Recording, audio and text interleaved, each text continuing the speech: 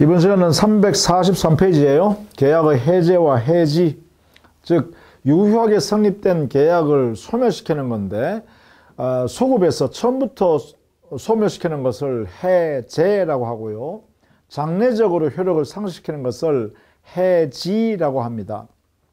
그게 기본적인 내용이에요. 이러한 해제는 일반적으로 의사표시를 통해서 하는 것을 해제권 행사라고 그러고, 일방적으로 장래적으로 그 효력을 상실시키는 것을 해지권 행사라고 그래요.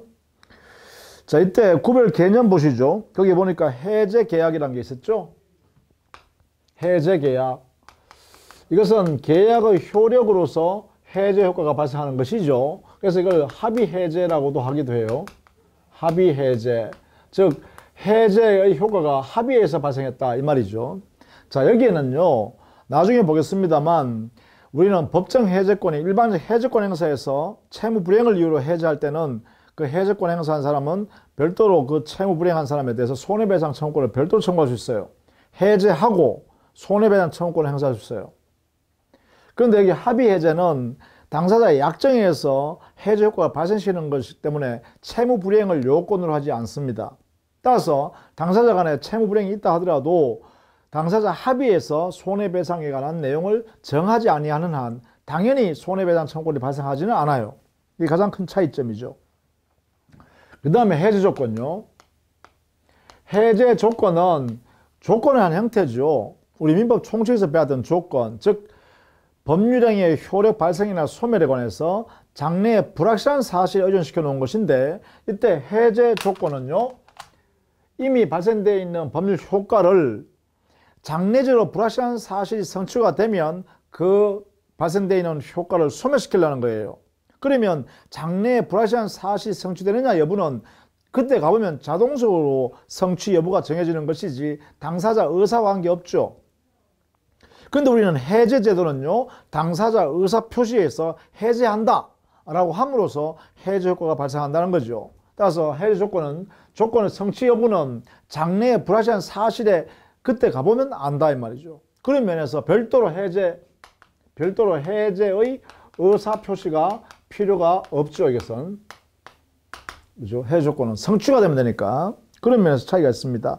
여기에 실권 해제 조건에 기초하는 내용의 실권 약관이 있어요. 실권 약관은 뭐냐? 장래에 채무 불이행이 있다면 지금 발생되어 있는 계약의 효력을 발생시켜 놓는 이 계약을 소멸시킨다라는 것이거든요. 그러면 이때는요, 실권 약관은 장래에 채무 불이행이 있을지 없을지는 불확실하잖아요. 따라서 불확실한 사실의 여부에 따라서 효력을 소멸해 관한 것이니까 실권 약관의 내용 그 본질은 뭐냐? 해제가 되는 게 아니라 해제 조건에 관한 것이에요. 즉 조건의 내용은 뭐냐? 조건 내용은 장래의 채무 불이행이라는 사유가 이게 발생되느냐 여부입니다. 그럼 이것은 뭐예요? 불확실하죠. 불확실한 사실이다 이 말이에요. 그래서 조건에 해당되는 것이다. 그리고 그 조건이 성취가 되면, 이 사유가 성취되면 이미 계약을 실효시킨다. 그러면 효력을 상실시키는 거잖아요. 그래서 이것이 조건인데, 조건이 성취가 되면 효력이 상실되니까 이렇게 되면 뭐예요? 해제 조건이 되겠죠. 그래서 실권 약관의 내용은요, 바로 해제 조건부 약정입니다. 자, 그 다음에 철회 344페이지에 철회라는 것은요, 효력이 발생하기 전에 자신의 의사표시나 행위를 없애버리는 거죠.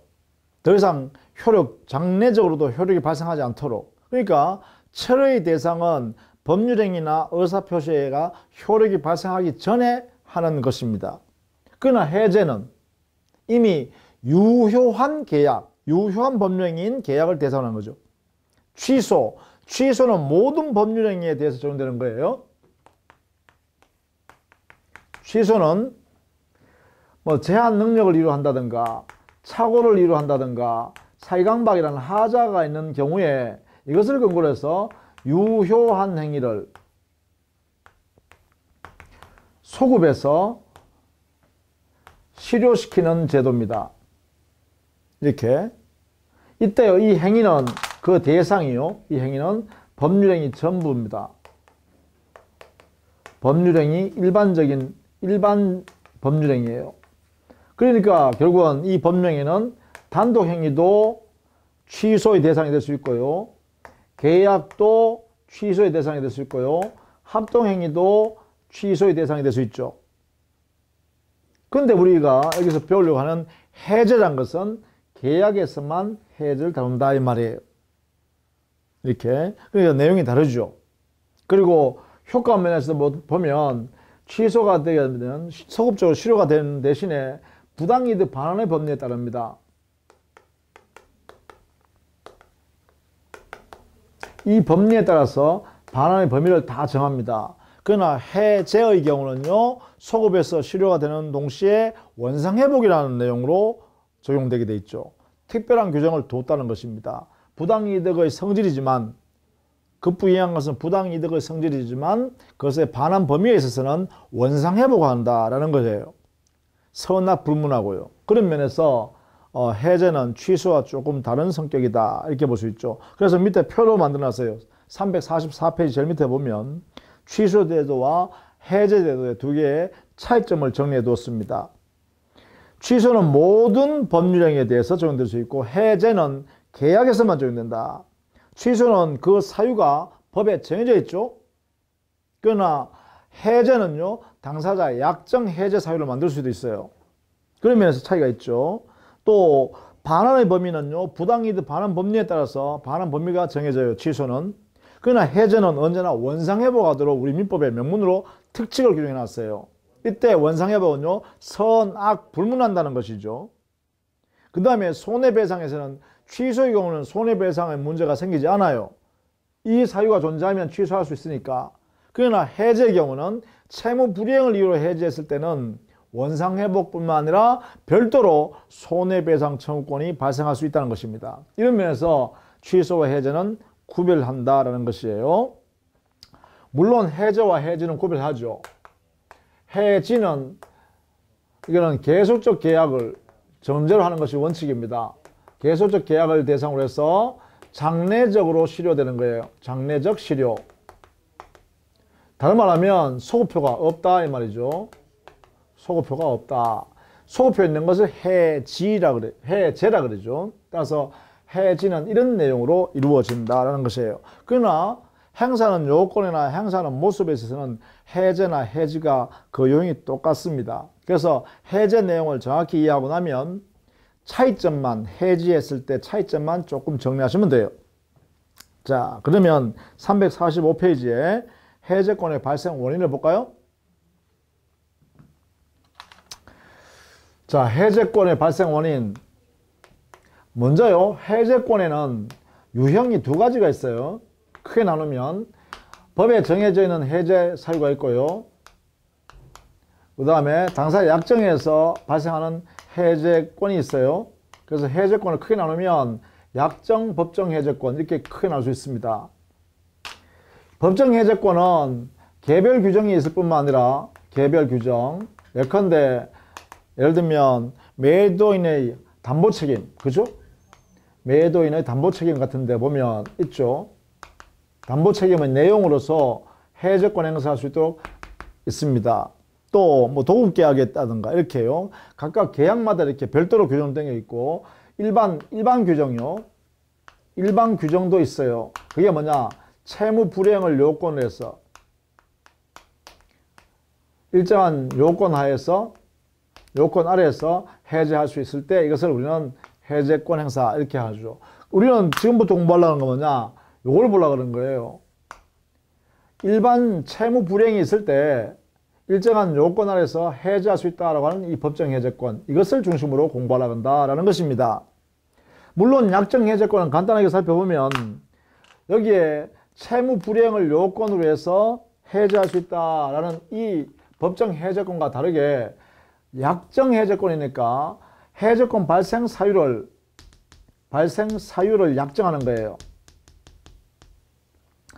이 발생 사유를 약정한 다음에 약정된 이 발생 사유가 생기면 해제권을 행사할 수 있도록 이렇게 인정하는 것이죠. 이렇게요. 그래서 해제 효과는 뭐 유사합니다. 유사하지만 좌우지간 여기는 채무 불이행을 요건으로 하지 않는다 라는 것이죠. 채무 불이행을 요건으로 하지 않는다. 당사자 발생 사유를 약정해 둔 것이다. 이게 되겠죠. 자, 이런 차이가 있고, 우리가 공부하려는 것은 기본적으로 그래요. 일반 규정, 즉 채무 불이행을 요건으로 해서 하는 해제권, 이것을 살펴보려고 하는 거예요. 요게 중요하다 이 말이죠. 그만큼. 자, 345페이지에요. 해제권의 발생 원인. 동그라미 1번. 약정 해제권의 발생은 약정 사유를 정해놓고 그 약정 사유가 생기면 그때 계약 해제할 수 있도록 하는 것이다 라는 것입니다.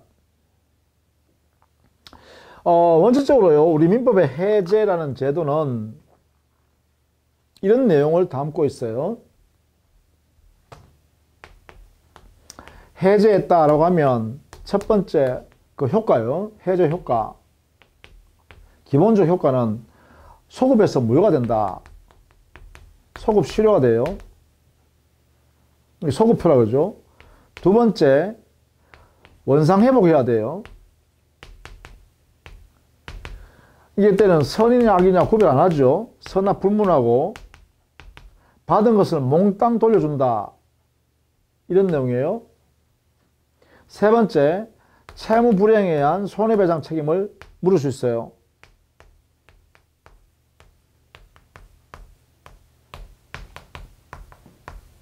손해배상 청구권, 이게 발생할 수 있다는 거죠. 이게 인정된다는 것입니다. 이게 기본적 해제 효과인데 항상 염두에 두십시다. 이 세 가지를 가지고 다른 해제했을 때 구별하는 거예요. 예컨대 법정 해제권은 기본적으로 이런 모습인데 약정 해제권을 행사했을 때 이러한 효력이 다 발생하느냐라는 거예요. 약정 해제권은 기본적으로 채무불이행을 요건을 하지 않는다 했네요. 그러면 채무불이행이 요건이 아니라면 이게 발생하지 않겠죠. 세 번째 거요. 채무불이행에 의한 손해배상이란 말이에요. 그러면 이게 약정 해제권에 이제 인정할 수 없겠죠. 그러면 요 두 가지만 약정 해제권은 존재할 수 있다. 이래 되겠죠. 그죠? 이렇게. 이런 내용을 구별할 수 있어야겠습니다. 기본적으로. 그 다음에 동그라미 2번에 법정 해제권의 발생인데 이 법정 해제권은 그래요. 개별적 규정도 있고 일반 규정도 있다라는 것인데 이때 일반 규정, 즉 채무 불이행에 의한 해제권을 공부하려고 하는 거죠. 법정 해제권 중에서. 그걸 기준으로 봅니다. 그래서 그걸 중심으로 교과서에는 설명해 두었습니다. 자, 그러면 우리 민법상의 채무 불이행에 의한 법정 해제, 이에 근거해서 법에 정해져 있는 해제권이 발생한다라는 거예요. 이것을 우리 민법에 정해놨다는 거예요. 자, 이런 경우에 그러면 기본적으로 채무불이행이라는 요건을 알아야겠죠. 이걸 이해를 해야 돼요. 그죠? 이 채무불이행이라는 것은 뭐냐? 채무자의 고의 또는 과실로 인하여 채무를 제대로 이행하지 않은 것이죠. 불이행하는 모습이 뭐냐? 이행을 지체하거나 또는 이행을 불가능하게 만들었거나 또는 이행하긴 했으나 불완전한 이행을 했을 때요. 이행, 즉 원래 모습으로 이행이 되지 않았을 때 이런 경우에 모두 채무 불이행이다 라고 일반적으로 해석합니다. 이때요. 이 두 개는 이행지체와 이행불능은 우리 민법의 명문 규정으로 인정해요. 그러나 채무불이행에 관한 것은요, 이거는 통설과 판례가 인정한 내용이죠. 이렇게.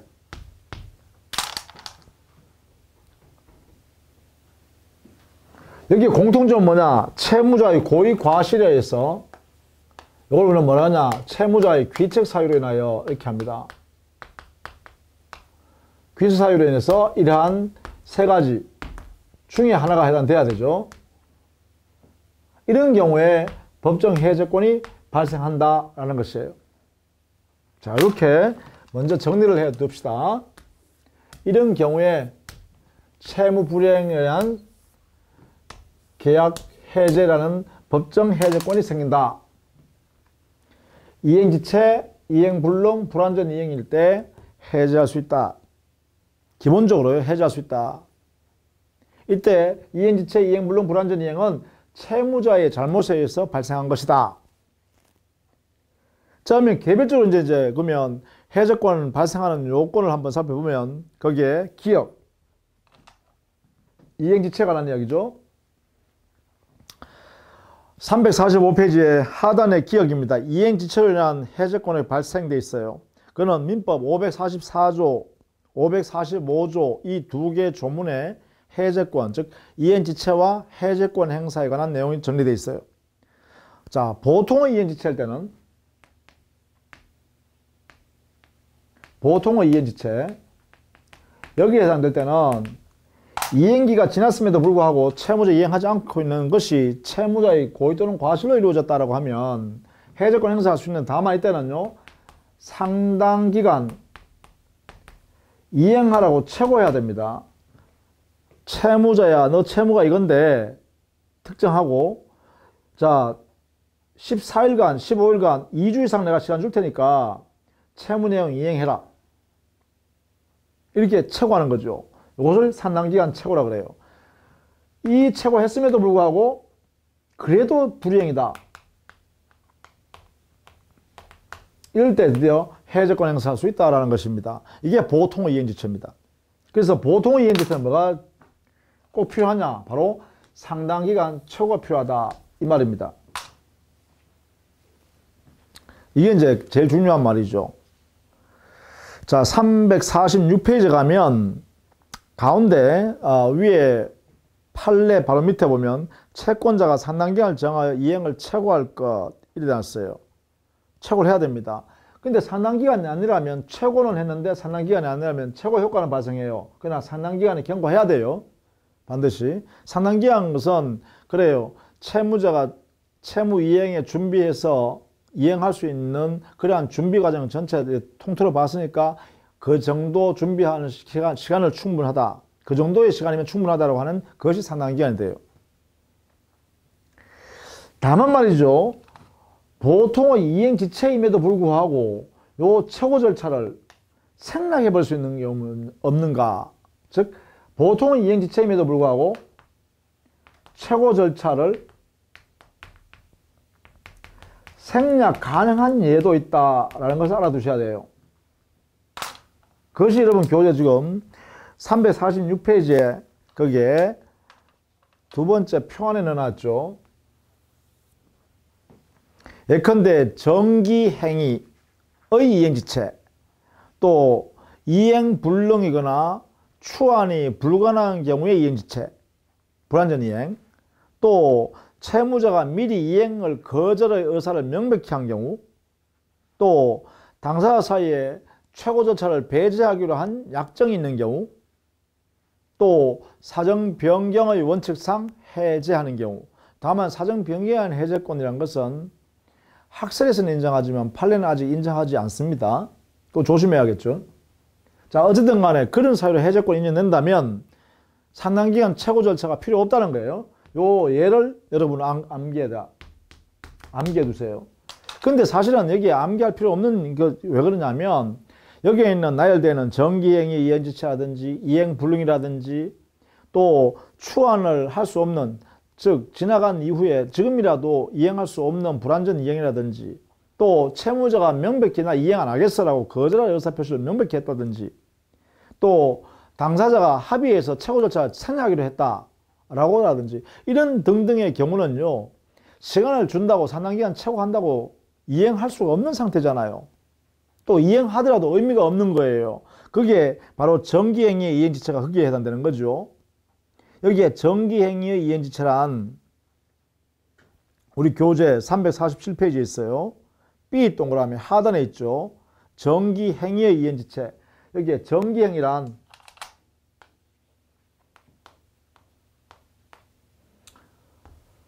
여기에 들어가는데요. 최고 절차 필요 없대요. 산당기간 최고할 필요 없다는 거예요. 왜 그럴까? 정기행위라는 이 법률행위 계약의 성격이 정해진 기일을 경과해서 이행을 하면 그 이행 받아도 의미가 없다는 거예요.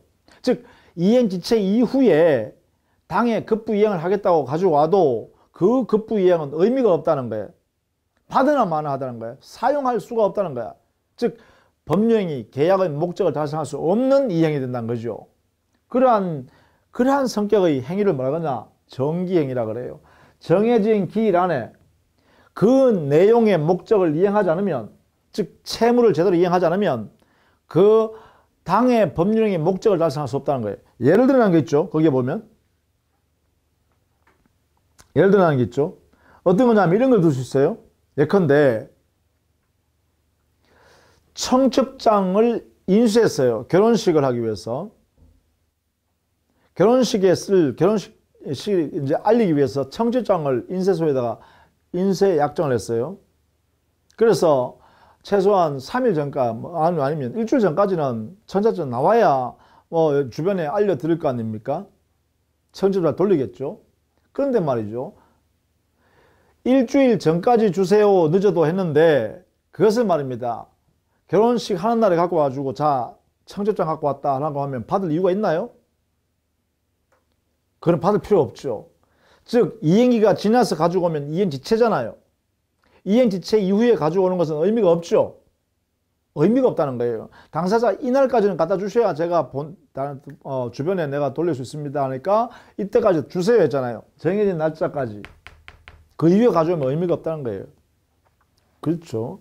또 이런 것도 있습니다. 예컨대 상가에 조화를 보내기로 하고 꽃집에다가 조화를 주문해서 보내주세요 라고 했어요. 그런데 장사가 끝나고 나서 가져갔다 주겠다고 뛰어왔어요. 그럼 받을 이유가 없죠. 이런 게 바로 뭐예요? 정기행위란 거예요. 예컨대 또 우리 웨딩드레스예요. 신부님요. 결혼식에서 입을 신부님의 웨딩드레스를 맞췄어요. 그러면 결혼식장까지 최소한 준비해서 결혼식 끝나기 전에, 결혼식 하기 전에 갖고 와야 될 거 아닙니까? 그런데 만약에 그 내용이 이행되지 않았다고 생각해 보세요. 그러면 쓸모없는 웨딩드레스가 되겠죠? 이런 내용의 급부 이행을 뭐라고 한다? 정기행위라고 하고, 정기행위에 있어서 이행지체는 최고 필요가 없다라는 것입니다. 성격상 거죠? 이렇게 되겠죠? 자, 그런 의미를 생각해 보시면, 최고 절차를 생략하는 그러한 예들은 당연하다 이렇게 생각될 수 있겠죠. 그죠? 자, 그 다음에 이행불능이요. 이행불능은 이행할 수 없는 상태를 만들어 버리는 거예요. 객관적으로. 이행할 수 없는 상태를 객관적으로 채무자의 고의 또는 과실로 만들었다라는 것이죠. 그렇다면 여기서는요. 최고 절차가 당연히 필요 없는 것이 되겠죠. 이거는 거죠. 이행할 수가 없으니까. 그래서 348페이지에요. 우리 법 546조 이행불능과 해제 일어났어요. 채무자의 책임 있는 사유로, 이 책임 있는 사유라는 게 바로 고의 또는 과실이란 거예요. 채무자가 의도적으로 이행하지 않는다든가 이행할 수 없게 만들었다든가 또는 자기의 부주의로 이행할 수 없는 상태를 만들었다. 객관적으로. 이렇게 돼서 이행불능하게 됐다면 채권자는 바로 계약을 해지하면 되죠. 이렇게요. 이행할 수 없으니까요. 그래서 이것은 최고 절차 필요 없는 거다. 자, 그 다음 불완전 이행인데요. 이 불완전 이행에 관해서는요. 당사자가 채무자가 이행은 하였으나 채무 내용대로 이행하지 아니한 것입니다. 이것을 불완전한 이행이다 이렇게 해요. 완전 이행이 아니라는 거죠. 이때 채무 내용들이 이행되지 않았으니까 지금이라도 완전한 이행을 할 수 있다. 이걸 추후안이라고 해요. 추후 지금이라도 완전한 이행을 할 수 있느냐 없느냐. 추후안 가능성, 가부 문제가 생길 수 있겠죠. 가능한지 여부. 만약에 가능하다라고 판단한다면 이때는 아직도 이행하지 않은 것은 이행지체에 해당되겠죠. 그러면 이행지체라면 상당 기간 최고하고 그 다음에 해제하겠죠. 그런데 만약에 불가능하다, 추환이 불가능하다라고 하면 그러면 지금이라도 이행할 수 없다는 거잖아, 객관적으로. 그렇죠? 그렇다면 그 이행하지 않은 한 만큼은 뭐예요? 이행 불가능한 상태가 됐죠? 이행 불능. 이행 불능에 해당된다면 여기는 최고 절차가 필요가 없다라고 해야겠죠? 이렇게. 그래서 불완전 이행에 있어서는요, 추한 여부에 따라서 이행지체 또는 이행불능 두 가지 형태가 존재할 수 있다는 거예요. 이것으로 해결하면 되겠다라는 것이죠. 최고의 여부는. 자, 이런 내용으로 결국은 채무불이행에 의한 해제권 행사에서 해제권 인정될 거냐 말 거냐는 최고의 여부입니다. 최고를 해야 되냐 하지 않아도 되냐, 이 부분에 대해서 판단할 줄 알면 되겠어요. 그래서 보통의 이행지체는 최고해야 되고요. 보통의 이행지체일지라도 최고를 거절할 수 있는 경우가 있어요. 최고할 필요 없는 게 있어요. 그게 뭐죠? 바로 당사자 간의 약정에 의해서 최고를 생략을 했거나, 아니면 정기행위의 이행지체이거나, 아니면 채무자가 이행지체하면서요, 절대로 이행하지 않겠다라고 거절의 의사를 명백히 한 경우요. 이런 경우에는 보통의 이행지체일지라도 할 필요가 없다는 것이죠. 무엇을? 최고를요. 자, 그런 의미다라는 것입니다. 자, 그 다음에 348페이지 가면 기타 내용에 있어서요, 채무 불이행으로 볼 수 있는가에 관한 문제, 그리고 채무 불이행에 해당된다 하더라도 해제권 인정될 거냐 말 거냐라는 문제가 될 수 있겠죠. 리얼 보시면 채권자 지체. 자, 이거는요, 학설 대립이 있는 영역이기도 해요. 이유는 왜 그러냐면 채무 불이행을 전제로 해서 법정 해제권이 발생한다. 이게 대원칙입니다. 채무 불이행을 이유로 법정 해제권 행사한다. 대원칙입니다. 그런데 채권자 지체예요. 채권자가 채무자의 채무를 변제해서 완전히 이행하기 위해서는 채권자가 손을 내밀어서 받아줘야만 채무자의 변제가 완료된다라고 하면, 채권자가 협력하지 않으면, 받지 않으면 채무자가 변제를 할 수가 없죠. 즉 채무를 소멸시킬 수 없잖아요. 그러면 채권자가 수령하지 않고 지체하고 있는 것은 곧 채권자와 채무자 사이의 신뢰관계를 침해하고 협력을 위반하는 행위잖아요. 자, 그럴 때 그러한 내용을 뭐라 하냐? 채권자 지체 또는 채권자의 수령 지체라고 해요. 수령을 지체했다는 것이죠. 이것은 결국은 채권자가 잘못한 거잖아요. 채권자 귀체 사유였어요. 근데 문제는 우리가 채무 불이행을 근거로 해서 법정 해제를 할 수 있겠어요. 그런데 여기는 채권자가 잘못하고 있는 거잖아요. 이럴 때 채무자가 채권자의 수령 지체를 이유로 계약 해지하겠다라는 내용을 적용할 수 있겠는가라는 것이에요. 왜냐? 채무 불이행일 때 계약을 해제한다라고 인정했단 말이에요. 그런데 채권자가 잘못했다면 계약을 해제한다고 채무자가 할 수 있는가? 논리적으로 안 맞을 수도 있잖아요. 그죠? 그래서 여기에 논의가 된다는 것이에요. 채권자 수령 지체했을 때 여기에 이것도 채무 불이행을 한 모습으로 인정할 수 있냐? 이렇게 물어보는 거죠. 여기에 대해서 안 된다. 개념적으로 채권자가 잘못한 것이 채무자가 잘못한 게 아니잖아요. 그죠? 채무자가 잘못한 게 아니라면 채무 불이행이 아니라는 거죠. 채무 불이행이 아니라면 그러면 법정 해제권은 발생할 수 없다. 이렇게 해야겠죠. 그래서 여기는 채무 불이행이 아니므로 해제권 인정할 수가 없다라는 견해와 반면에요, 채권과 채무가 발생했을 때 이 채권 채무 관계는 협력 관계가 존재한다. 협력 관계가 존재하면 당연히 채권자도 의무를 부담한다. 채무가 이행될 수 있도록 협력할 필요가 있다는 거죠. 그 협력 의무를 이행하지 않았다면 결국은 채권자의 채무불이행이라는 거죠. 채권자의 채무불이행도 역시 채무불이행이니까 해제권 인정할 수 있다 라고 하는 견해도 있다는 거죠. 학자들은 이게 다수 견해입니다. 이렇게 해요. 그러나 구체적으로 판례는 해석하기 좀 곤란하지만 기본적으로 이 입장에 서 있다고 해석할 수 있겠어요. 이렇게 해요. 왜요? 채권 채무 관계이기 때문에. 그러면 채권이 실현되어서 채무가 소멸되려고 하고 채권이 소멸되려고 그러면 채권자의 협력도 필요하다는 거예요. 그것을 우리는 신의칙상 의무라 하죠. 그 의무를 위반하는 이 지체행위는 바로 채권자의 채무불이행으로 해석할 수 있고, 채권자의 채무불이행이면 결국은 채무불이행에 의한 법정 해제권을 인정해도 무방하다는 것이죠. 이렇게 해요. 이렇게 해석하는 것이 옳겠다라는 것입니다. 자, 그 다음에 미엄 사정 변경이라는 해제권 발생인데요. 여기에 대해서는 학설과 판례가 대립되니까 알아두셔야겠습니다. 여기는 사정 변경에 의한 계약 해제권을 인정할 것이냐, 여기에 대해서요, 학설은 인정하자.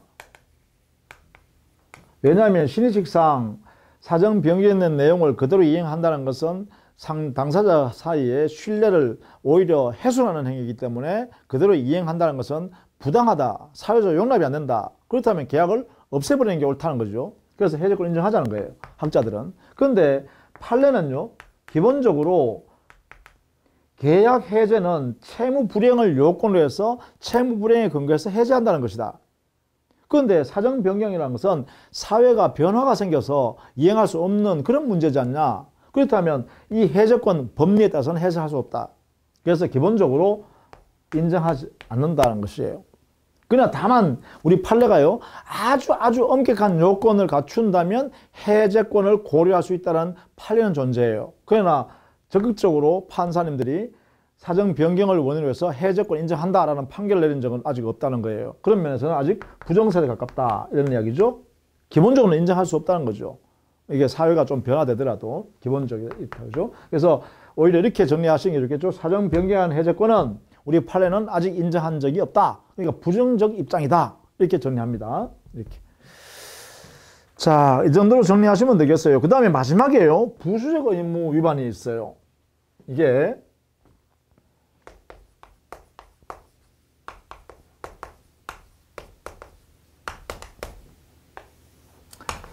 해제권이 인정될 거냐? 이렇게 물어봤어요. 자, 우리 해제의 제도를 이제 이해 좀 해야겠는데, 여기에 해제는 법정 해제예요. 원인이 뭐라 했냐면 채무 불이행이 있으면 해제할 수 있다 그랬어요.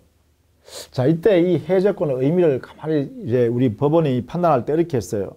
해제란 것은 계약 목적을 달성할 수 없는 채무 불이행이 존재하고 그 채무 불이행 때문에 계약 목적을 실현할 수 없잖니. 그렇다면 계약을 종료시켜 가지고 당사자가 거기에 구속되어 있는 것은 당사자한테 불합리한 구속이다. 그러니까 그 구속으로부터 벗어나기 위해서, 즉 계약 목적을 달성할 수 없는 상태로서의 계약에서 벗어나기 위해서는 계약을 없애버리자. 그래서 만든 제도가 해제라는 제도예요. 그러니까 아무데나 해제할 수 있는 게 아니란 거죠. 그냥 채무 불이행이라고 해서 무조건 해제하는 게 아니라 채무 중에서도 당사자 사이에 계약 내용의 본질적 급부 이행이 실현될 수 없을 때, 그럴 때 그 계약의 관계에서 벗어나기 위해서 해제하다는 제도다 이거죠. 그렇다면 우리는 이렇게 해석해야죠. 그런 제도의 취지가 있다면 부수적 의무 위반일 때는 기본적 의무가 이행될 수 있다면 계약을 없앨 필요가 없잖아. 이래 되겠죠. 그래서 우리 판례나 학설은요, 모두 공이 부수적 의무 위반의 경우, 불이행의 경우는 해제권을 인정할 수 없다라고 합니다. 이게 판례이고 통설이다. 그건 뭐예요? 해제 제도의 본질적 취지 때문에 그래요. 해제란 아무 때나 계약을 없애려고 하는 게 아니에요. 그래서 우리가 대원칙이 뭐냐면 계약은 지켜져야 된다는 거야. 약속은 지켜져야 된다는 게 대원칙이에요. 그래서 계약을 마음대로 해제할 수 없도록 하는 거예요. 계약의 본질적 내용이 실현될 수 없다. 기본적 내용이 실현될 수 없다라고 할 때만 계약을 해제한다는 것입니다. 따라서 부수적 의무 위반은 그럼 어떻게 하는데? 그래, 기본 내용의 실현이 될 수 있기 때문에 그러면 계약은 그대로 유지하고 부수적 의무 불이행에 대해서는 손해가 발생한 만큼 손해배상으로 금전적 배상을 청구하면 된다는 것이죠. 그래서 기본적으로 부수적 의무 불이행일 때는 계약을 해제할 수 없다. 이렇게 해석해야 합니다. 자, 그 다음에 349페이지에요. 해제권 행사입니다. 해제권 행사는요, 그래요. 상대방에 대한 의사표시를 하는 거죠. 단독이니까. 그러면 단독이니까 의사표시 한 개로 하면 됩니다. 그 다음에 상대방에 대한 의사표시니까 특정된 계약 당사자인 상대방한테 하는 것이고, 의사표시는 명시적이든 묵시적인 관계없죠. 명시적 의사표시든 묵시적 의사표시든 무방합니다. 다만요, 단독행위로 행사하기 때문에 조건이나 기한을 붙일 수 없고, 두 번째, 이 의사표시를 행사해버리면, 즉 형성권이기 때문에 법적 효과는 바로 발생해 버리죠. 따라서 처리할 수 없습니다. 왜? 효력이 발생해 버리니까. 따라서 해제는 아무 때나 막 하는 게 아닙니다. 해제한다라고 말을 하면요, 바로 효과가 발생해 버려요. 그래서 거둬들일 수 없어요. 스스로. 아, 나 해제했다 했는데 나 해제 안 할게. 안 한 걸로 하자. 이게 안 된다는 거예요. 그래서 해제권 행사는 조심해서 행사해야 된다는 것입니다. 그 다음에 해제권 행사에서 특징이 뭐냐?